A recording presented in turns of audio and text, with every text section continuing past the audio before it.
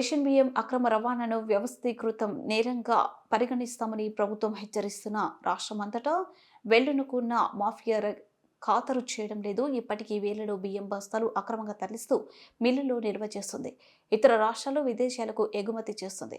గత ప్రభుత్వంలో green channel పేరుతో పాతుకుపోయిన వైకాపా నేతలే ఇప్పుడు మాఫియాను ముందుండి నడిపిస్తున్నారు.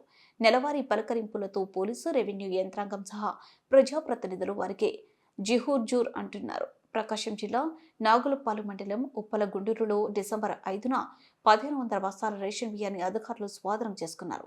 గతంలో ఇదే మిల్లులో 4 సార్లు 6000 బస్తాలకు పైగా రేషన్ బియ్యం దొరికాయి. సార్టెక్స్ యంత్రాంగాన్ని ఏర్పాటు చేసి దందా సాగిస్తున్న కఠిన చర్యలు లేవు.